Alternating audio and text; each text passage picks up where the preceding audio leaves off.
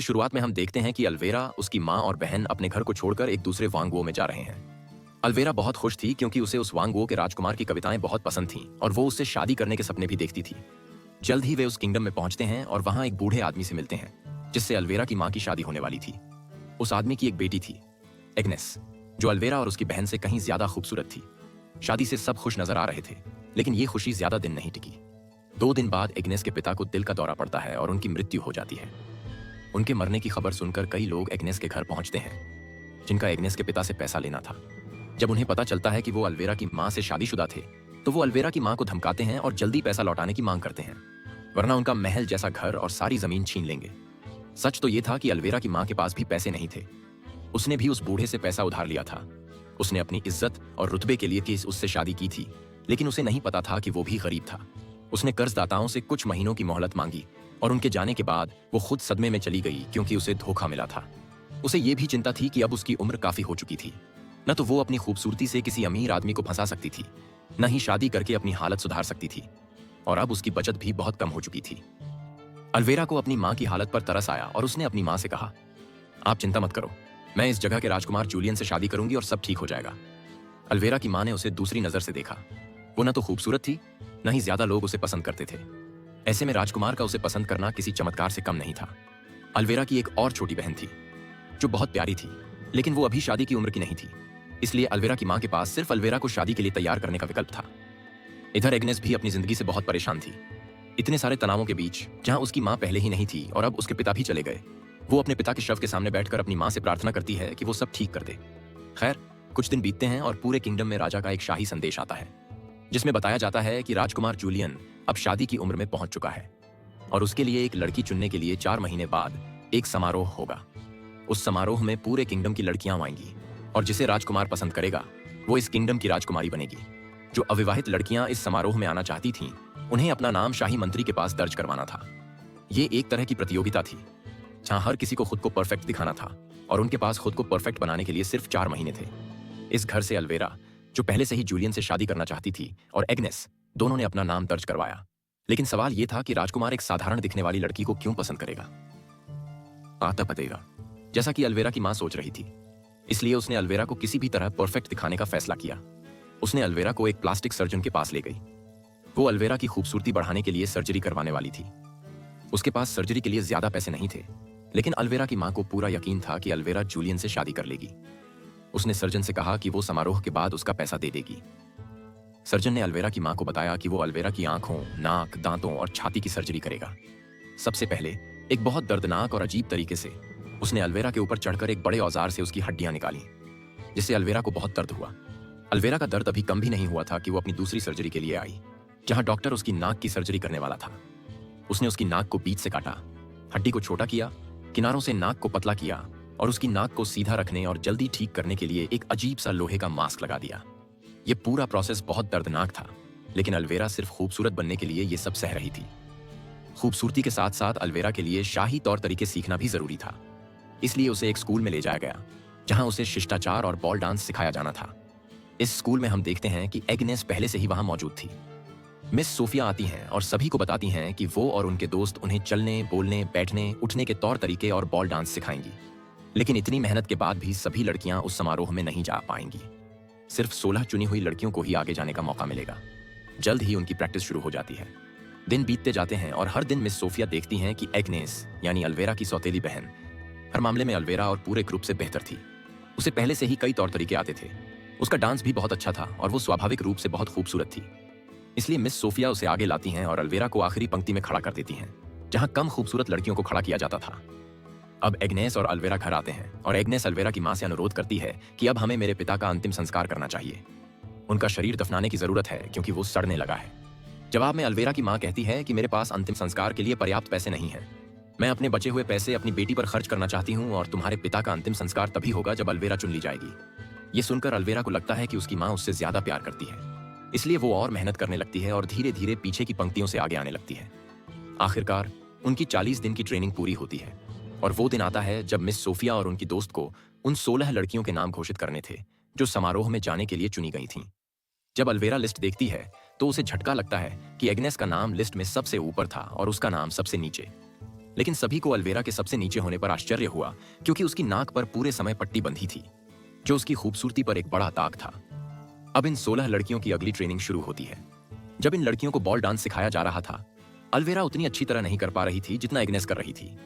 इसलिए miss Sophia उसे पीछे धकेल देती हैं और अल्वेरा को लगता है कि मिस सोफिया उसके साथ बहुत सख्ती कर रही हैं। मिस सोफिया उसे यह भी कहती हैं कि तुम यहां अपनी काबिलियत से नहीं, बल्कि अपनी मां के पैसों के दम पर चुनी गई हो। तुम्हारी मां ने तुम्हें चुनवाने के लिए पैसे दिए थे। यह सुनकर अल्वेरा और उदास हो जाती है, क्योंकि उसमें वो क्वालिटी नहीं थी जो किसी को पसंद आए। घर पर अल्वेरा की मां एक डिजाइनर को बुलाती है ताकि अल्वेरा के लिए सबसे अच्छे कपड़े बनाए जा सकें। लेकिन यहां पता चलता है कि अल्वेरा बहुत मोटी है, क्योंकि वो बहुत ज्यादा खाना खाती थी। डिजाइनर अल्वेरा की मां को बताता है कि अगर उसे सुंदर कपड़े पहनने हैं तो उसे पतला होना पड़ेगा। इसलिए अल्वेरा की मां उसका डाइट शुरू कर देती है और उसे सिर्फ नींबू पानी देती है ताकि वो जल्दी वजन कम कर ले। अगले दिन हम देखते हैं कि मिस सोफिया 16 लड़कियों से मिल रही थी। वो उनकी आंतरिक खूबसूरती जानना चाहती थी। यहाँ भी एग्नेस पहले स्थान पर आती है। वो अल्वेरा से मिलने आती है और उससे बात करती है। उसकी बातें सुनकर उसे अल्वेरा पर तरस आता है कि वो समाज में फिट होने के लिए कितनी मुश्किलों से गुजर रही है। वो इतना कुछ सह रही थी, मेहनत कर रही थी और सबके मजाक उड़ाने के बावजूद भी वो हिम्मत से खड़ी थी।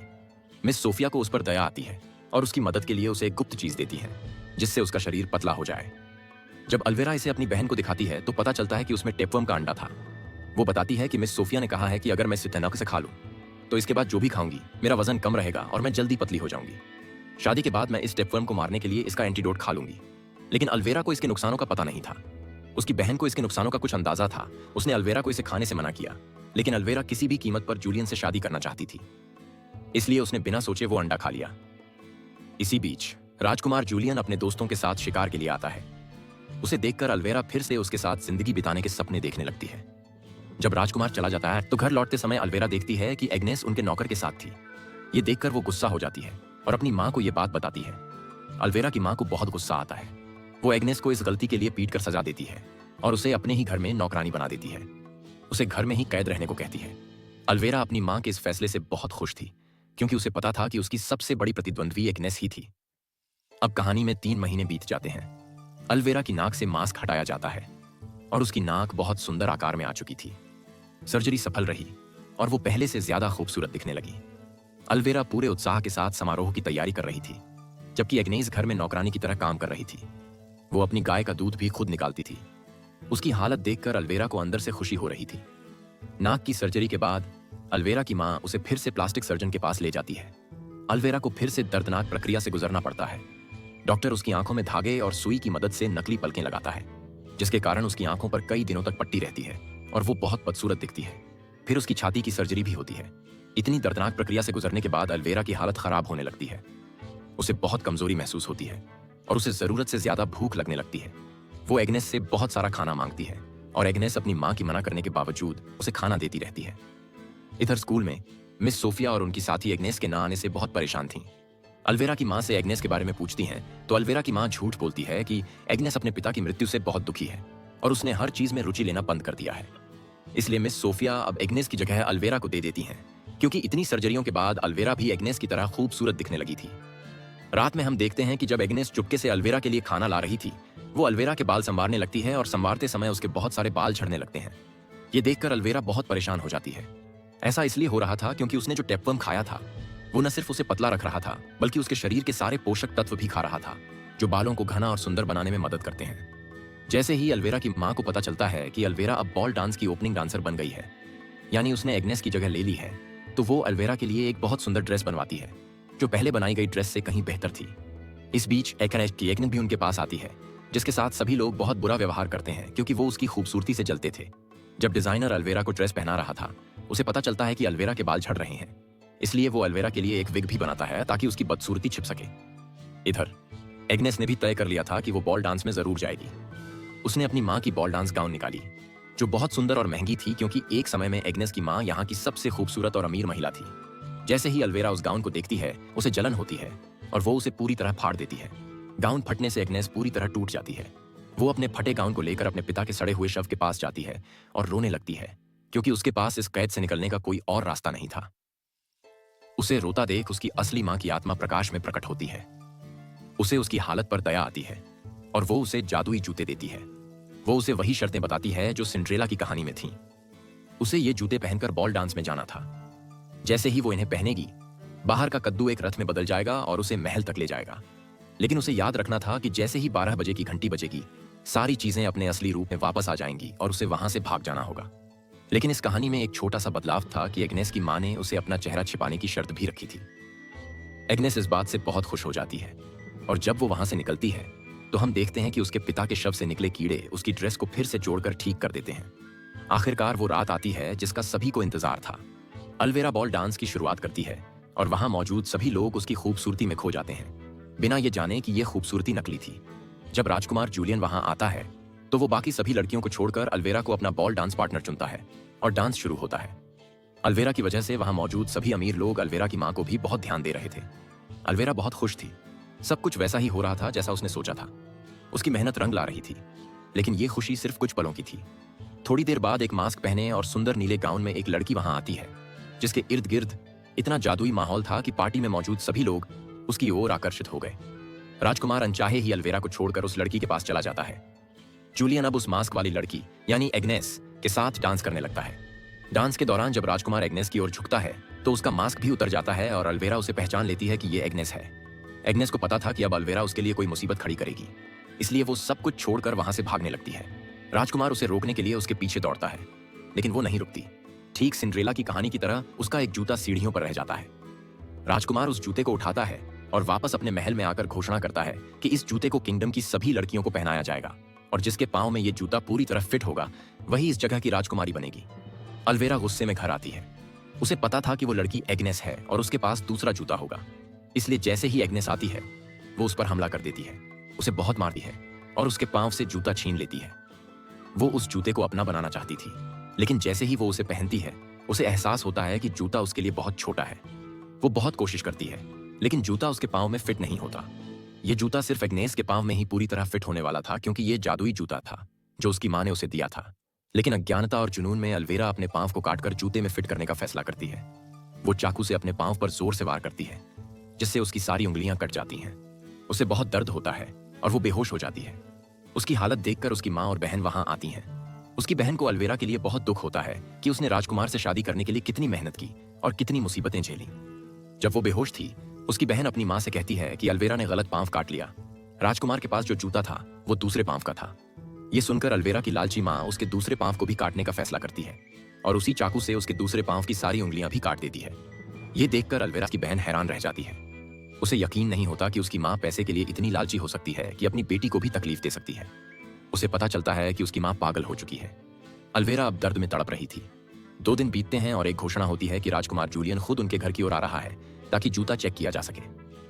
अल्वेरा, जो दर्द में थी, किसी तरह उठने की कोशिश करती है, लेकिन वो चल नहीं पाती। वो बिस्तर से भी गिर जाती है और खड़े होने में असमर्थ थी, इसलिए वो रेंगते हुए बाहर निकलती है। उसे सीढ़ियों से नीचे जाना था, लेकिन रेंगते समय वो सीढ़ियों से गिर जाती है और बुरी तरह घायल हो जाती है। उसका चेहरा उल्टा हो जाता है और उल्टे चेहरे के साथ वो देखती है कि एग्नेस वही गाउन पहने खड़ी थी जिसे उसने खुद फाड़ा था। अब वो गाउन पहले से कहीं ज्यादा सुंदर हो चुका था। इसी बीच राजकुमार जूलियन वहां पहुंचता है और सभी से जूता पहनने को कहता है। एग्नेस वो जूता पहनती है और जूता उसके पांव में पूरी तरह फिट हो जाता है। इससे जूलियन को पता चलता है कि उस दिन डांस करने वाली लड़की एग्नेस थी। वो उससे शादी करने का फैसला करता है और उसे अपने साथ ले जाने लगता है। ये देखकर अल्वेरा जोर जोर से रोने लगती है। वो बहुत खराब हालत में थी। उसने इतना कुछ सहा, इतनी कोशिशें की, लेकिन फिर भी उसे राजकुमार नहीं मिला। उसकी हालत देखकर उसकी बहन को बहुत दुख होता है। वो जल्दी से अल्वेरा को वो एंटीडोट पिलाती है जो मिस सोफिया ने उसे टेपवर्म मारने के लिए दिया था। जैसे ही वो एंटीडोट पीती है, उसके अंदर का टेपवर्म बाहर आने लगता है।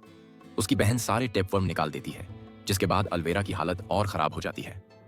इसके बाद अल्वेरा की बहन उसे मोटे कपड़े पहनाकर वहां से भागने को कहती है, क्योंकि उसे पता था कि उनकी मां पैसे के लिए पागल है और ऐसी स्थिति में वो उन्हें नुकसान पहुंचा सकती है। खुद को बचाने के लिए दोनों बहनें अपनी मां को छोड़कर वहां से भाग जाती हैं, ताकि वो अपनी जिंदगी आसानी से जी सकें और अपनी लालची मां के प्रभाव में आकर अल्वेरा की तरह और गलत काम न करें। कहानी यहां खत्म होती है, जिसमें उन्हें उस महल से दूर जाते हुए दिखाया जाता है।